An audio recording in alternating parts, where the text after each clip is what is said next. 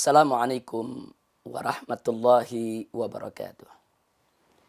Bismillah walhamdulillah wassalatu wassalamu ala rasulillah wa ala alihi wa sahbihi wa mawalah. Ikhwan wa akhwat, para pemirsa TV dan radio Rasil yang berbahagia. Alhamdulillah, pada pemaparan yang lalu kita telah sama mengetahui bahwa Al-Quranul Karim adalah al-mu'jizatul kubra bagi Nabi Muhammad SAW. Dan pada paparan yang lalu juga kita sudah sama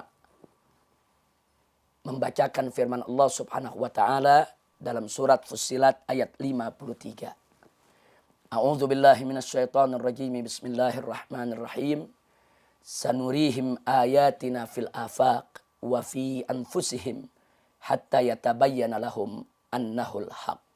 Shadaqallahul azim. Dalam ayat ini Allah Subhanahu wa taala telah menjanjikan, di mana Allah menyatakan, kami akan perlihatkan kepada mereka, yaitu mereka-mereka yang mendustakan Al-Quran, tanda-tanda kebesaran kami di seluruh ufuk alam semesta dan pada diri mereka sendiri, sehingga akan menjadi jelas bagi mereka, terbukti untuk mereka bahwasanya Al-Quran adalah suatu kebenaran, merupakan wahyu yang diwahyukan oleh Allah Subhanahu wa taala kepada Nabi Muhammad SAW. Ikhwan wa akhwat rahimakumullah. Ayat yang kita baca barusan itu juga menjadi motivator bagi para ulama-ulama pendahulu kita untuk mengungkap berbagai macam isyarat-isyarat Al-Quran tentang ilmu pengetahuan modern yang di kalangan ulama disebut sebagai mukjizat ilmiah Al-Quran. Mukjizat ilmiah Al-Quran adalah isyarat Al-Quran yang menunjukkan kepada fakta-fakta ilmiah, termasuk ilmu sains modern yang akan terungkap di kemudian hari. Nah, oleh karenanya isyarat-isyarat ilmiah Al-Quran semacam ini menjadi motivator, yaitu memberikan motivasi kepada para ulama pendahulu kita dulu untuk terus mencari apa yang telah diisyaratkan Al-Quranul Karim. Dan subhanallah, dari hasil keyakinan mereka kepada Al-Quran, dari hasil iman mereka kepada kitab suci Allah Subhanahu wa taala, dari kegigihan mereka yang didasari kepada iman dan takwa, akhirnya mereka berhasil menemukan, merintis, memelopori berbagai macam aneka disiplin ilmu pengetahuan modern. Subhanallah. Mari kita berkenalan dengan sebagian di antara mereka agar juga menjadi motivasi buat kita, agar kita bisa mencontoh tentang bagaimana cara mereka menggali segala informasi yang diberikan oleh Al-Quranul Karim. Karenanya kita akan sebutkan di sini para pemirsa, ikhwan, akhwat rahimakumullah, yaitu sejumlah nama-nama besar para ulama kaum muslimin yang telah menjadi pelopor, perintis, penemu daripada ilmu pengetahuan modern. Yang ternyata orang-orang di barat pun tidak memungkiri bahwa mereka memang sebagai penemu dan perintisnya. Yang pertama, di sana ada ulama yang bernama Jabir ibnu Hayyan al-Azadi al-Kufi. Beliau dilahirkan pada tahun 101 Hijriah dan wafat tahun 197 Hijriah. Orang-orang barat memanggilnya Geber. Orang-orang barat menyebutnya Geber. Siapa beliau Jabir ibnu Hayyan? Beliau adalah perintis ilmu kimia. Kemudian yang kedua, ada yang bernama Muhammad ibnu Musa al-Khwarizmi yang dilahirkan tahun 164 Hijriah dan wafat tahun 232 Hijriah. Orang barat menyebutnya Khwarizmi. Nah, siapa ini Al-Khwarizmi? Al-Khwarizmi ini adalah perintis ilmu matematika dan peletak ilmu aljabar, dan juga merupakan penemu ilmu aritmatika. Dan yang tidak kalah menakjubkannya, beliaulah yang menemukan angka 0. Sebelum zaman Khawarizmi, umat manusia belum mengenal angka 0. Baik 0 dalam alfabet atau dalam angka, yaitu yang sekarang disebut sebagai angka Latin, atau dalam angka dalam tulisan Arab dengan titik atau dengan bulat. Itu semua ditemukan oleh ulama kaum muslimin. Kemudian yang ketiga, masih ada Abu Yusuf Yaqub Ibnu Ishaq Al-Kindi. Orang-orang barat menyebutnya Al-Kindus. Inilah penemu daripada ilmu fisika. Beliau lahir tahun 188 Hijriah dan wafat tahun 260 Hijriah. Kemudian yang keempat masih ada Abul Hasan Thabit Ibnu Qurrah. Nah, beliau ini dilahirkan tahun 221 Hijriah dan wafat tahun 284 Hijriah. Siapa beliau? Beliau adalah peletak ilmu fisika matahari. Dan yang menakjubkannya, beliau juga penemu segi 4 magic. Subhanallah.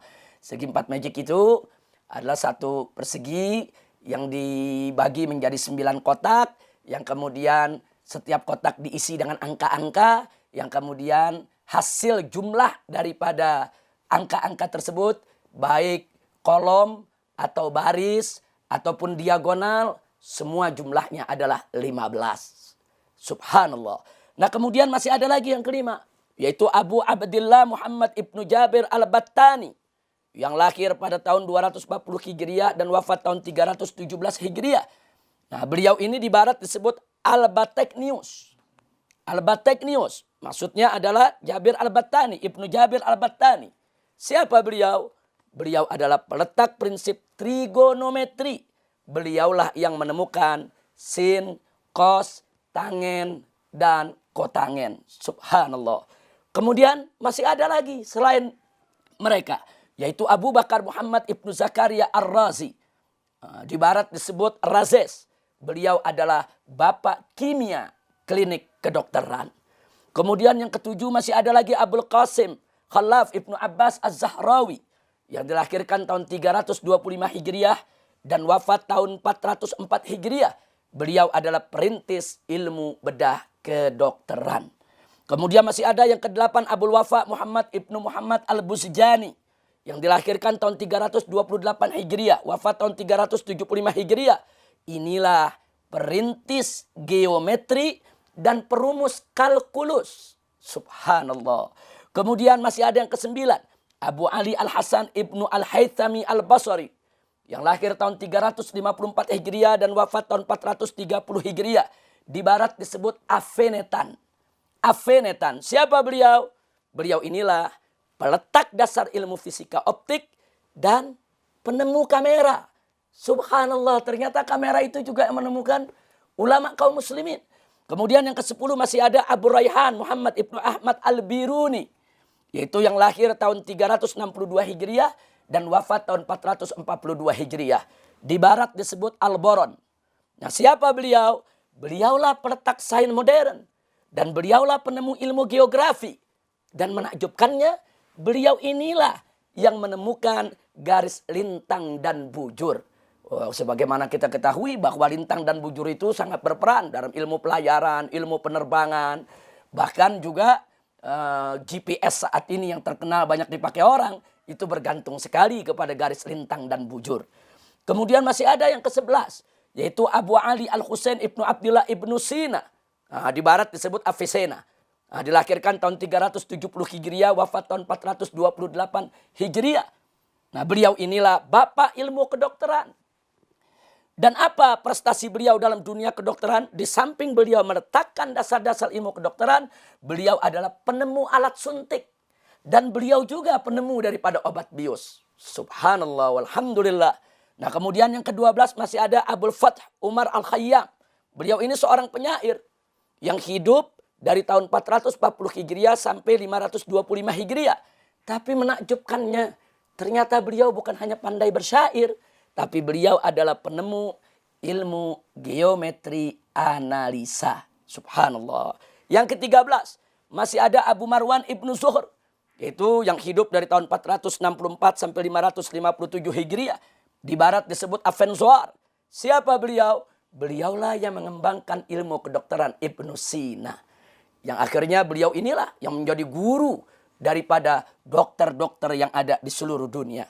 Kemudian yang ke-14 masih ada Abdurrahman Ibnu Muhammad Ibnu Khaldun. Nah, ini Ibnu Khaldun ini ulama yang terkenal. Beliau ini lahir tahun 735 Hijriah. Beliau inilah peletak dasar sosiologi dalam politik dan filsafat. Saya tambahkan satu lagi yang terakhir. Yang ke-15 Ahmad Ibnu Majid An-Najdi. Yang lahir tahun 832 Hijriah dan meninggal tahun 933 Hijriah. Ternyata beliau inilah navigator penemu kompas modern. Ternyata Vasco da Gama ketika keliling-keliling dunia itu memiliki seorang navigator muslim yang berasal dari Afrika.